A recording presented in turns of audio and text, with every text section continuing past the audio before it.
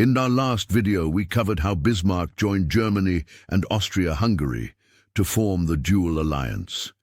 The goal of this alliance was clear: isolate France and maintain peace by limiting potential threats from both France and Russia. However, there was a third piece of the puzzle that was yet to fall into place.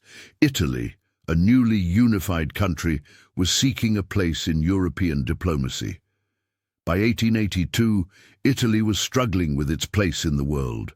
With a weak economy and a lack of significant alliances, it found itself surrounded by powerful nations, many of which were openly hostile.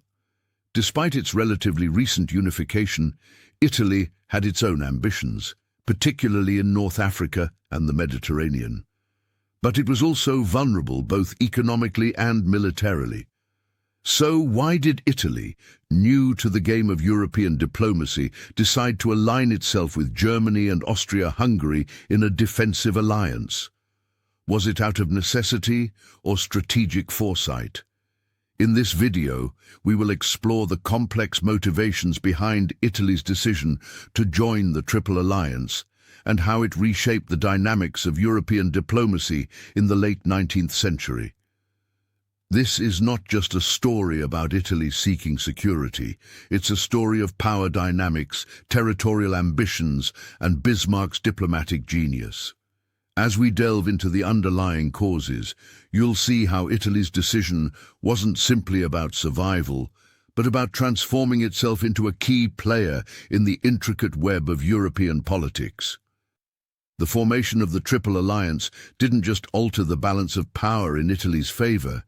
It shifted Europe's alliances in a way that would have long-lasting consequences, setting the stage for future tensions that would ignite into World War I.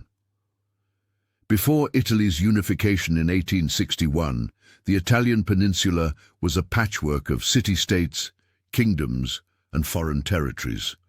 The Risorgimento, or the Italian unification movement, was a decade-long struggle that saw leaders like Giuseppe Garibaldi and Count Cavour unite Italy under one flag. However, unification didn't automatically equate to strength or stability. The country's economy was weak, and it lacked a strong industrial base to compete with the other European powers.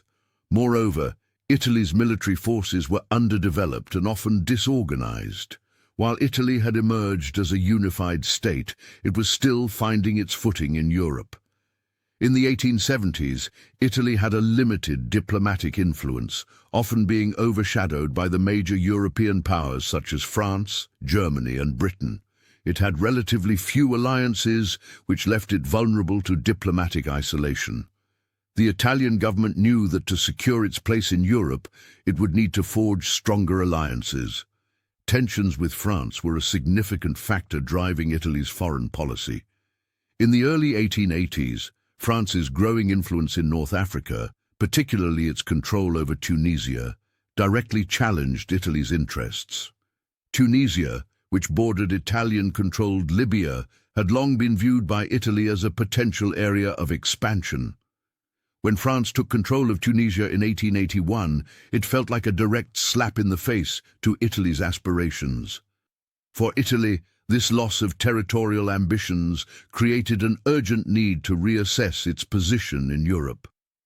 The Italian government, under Prime Minister Francesco Crispi, realized that Italy could not rely on its own military strength to challenge France. Italy's diplomatic isolation and lack of powerful allies left it vulnerable to French aggression, which could threaten its security in the Mediterranean. Italy also faced internal issues, including economic underdevelopment and rising political instability. The country was still largely agrarian, and the Industrial Revolution had yet to fully take root. In a Europe rapidly industrializing, Italy risked being left behind unless it found the right alliances to help boost its economy and industrial base. Thus, with strained relations with France and the looming threat of being left out of European power dynamics, Italy was in search of stronger allies, countries that could provide both military support and economic cooperation. Italy's diplomacy at this time was one of necessity. The country needed allies to ensure its survival and to gain the influence it desired. Italy's geopolitical position in the Mediterranean was fraught with challenges, and these challenges had a direct influence on its decision to seek out powerful allies. In this context, Italy's desire for an alliance with a stronger power, such as Germany, was driven by the need for security. At the time, Italy's military capacity was limited, and the country lacked the necessary resources to defend itself effectively against France. Italy needed a powerful partner to deter France from further encroachment on its interests. The strategic importance of Tunisia and the surrounding region made it clear that Italy could not afford to stand alone in the face of France's growing strength. Beyond military security, Italy also needed economic support. Italy was still in the early stages of industrialization. While the northern regions of Italy were more industrialized, much of the country remained rural and economically underdeveloped. To compete with the other European powers, Italy needed access to industrial resources and economic cooperation. Germany, with its burgeoning industrial base, was in a strong position to provide that support. For Italy, the economic benefits of an alliance with Germany were undeniable. Germany's economy had grown rapidly since its unification in 1871, and Italy saw an opportunity to tap into this economic power to fuel its own industrial growth. Through mutual trade agreements and economic cooperation, Italy could modernize its infrastructure and industry, which would bolster its military capacity and help it become a more significant player in European politics. At the same time, Italy also had its sights set on territorial expansion. The country sought to extend its influence in the Mediterranean, particularly by securing control over Libya and parts of the Balkans.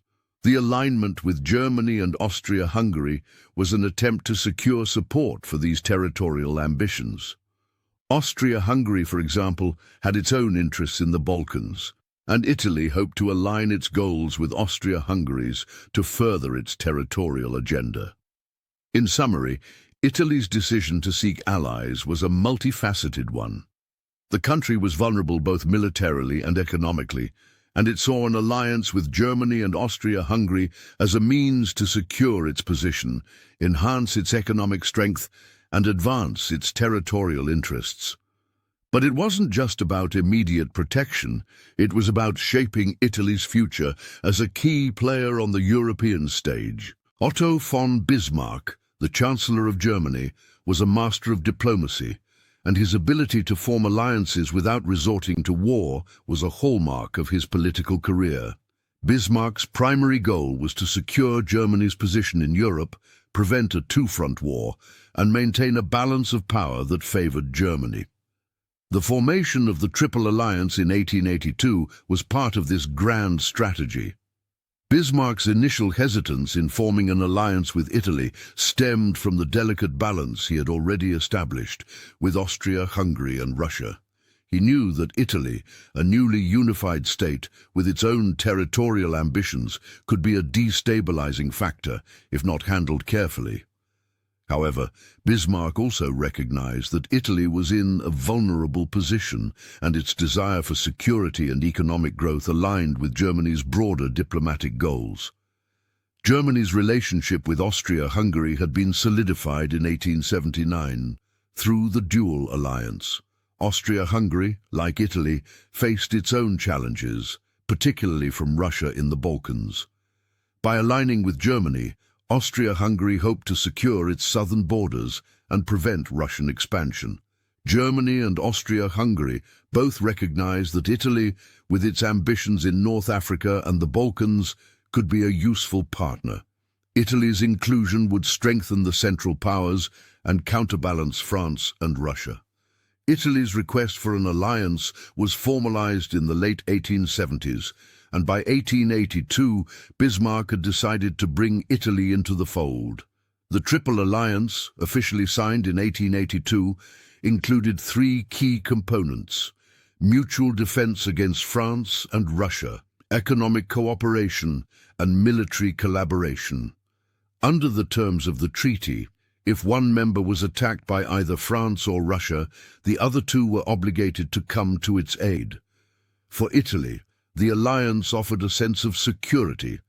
If France attacked over territorial disputes, Italy would have Germany and Austria-Hungary as allies. For Germany, the inclusion of Italy provided strategic security in the Mediterranean, while Austria-Hungary saw the alliance as an opportunity to shore up its position in the Balkans and against Russia. The alliance also had an economic component, with each country agreeing to support each other's industrial and trade growth. In essence, the Triple Alliance was a key part of Bismarck's broader strategy to prevent war while maintaining Germany's dominance in Europe. Through careful diplomacy, Bismarck had ensured that Italy would not upset the balance of power within the alliance system, while also securing Italy's position in Europe. Italy's motivations for joining the Triple Alliance were deeply tied to both its national insecurities and its broader ambitions.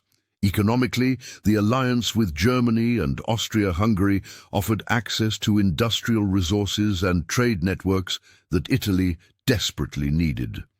Military cooperation provided Italy with a sense of security that was otherwise lacking, but Italy's primary gain came from its hope to use the alliance as a stepping stone to greater influence in the Mediterranean and the Balkans. The alliance solidified Italy's position as a member of Europe's great powers. It granted Italy legitimacy in the eyes of other European nations, and it paved the way for Italy to assert its own interests, particularly in the Mediterranean. Italy sought to expand its territory, and the alliance with Germany and Austria-Hungary gave it the backing to do so. Though the alliance was largely defensive, Italy saw the opportunity to use it as leverage for territorial ambitions, especially in North Africa and the Balkans. In the short term, the alliance offered Italy a buffer against France and other potential threats. But in the long term, Italy would continue to look for ways to strengthen its position and leverage the alliance for greater power in the region. While the Triple Alliance did not guarantee Italy's immediate success in achieving its imperial goals, it did provide Italy with a crucial diplomatic advantage in a rapidly shifting European world. Italy's decision to join the Triple Alliance in 1882 had significant long-term consequences, both for its place in Europe and the delicate balance of power in the years leading up to World War I. While the alliance provided Italy with immediate security and economic advantages, it also tied the country to two major powers, Germany and Austria-Hungary, in a system that would eventually lead to shifting allegiances and complex political maneuvering. In the short term, the alliance ensured Italy's place as a key player in European diplomacy. But as Europe's tensions grew in the early 20th century, the very powers Italy had allied with would soon find themselves at odds, setting the stage for Italy's own role in the looming conflict. The Triple Alliance, initially seen as a shield, would come to reveal cracks, particularly as Italy's territorial ambitions and rising tensions with Austria-Hungary began to surface. But as we've seen, alliances and treaties can only hold so long when national interests shift and the drumbeats of war grow louder. Italy's involvement in the Triple Alliance was just one chapter in the larger story of Europe's descent into chaos. What happens next in the intricate web of alliances and political shifts? In the next episode, we'll delve into one of Bismarck's most secretive moves, the Reinsurance Treaty of 1887. As tensions rose in Europe, Bismarck worked to keep Germany out of a two-front war, securing a discreet pact with Russia. This treaty, largely hidden from public view, played a pivotal role in Germany's diplomatic strategy, but also sowed the seeds for the future instability that would contribute to World War I. Join us as we explore Bismarck's diplomatic genius and how his secretive actions with Russia shaped the course of history. You won't want to miss it. Like and subscribe now to see how Europe's alliances shaped its destiny.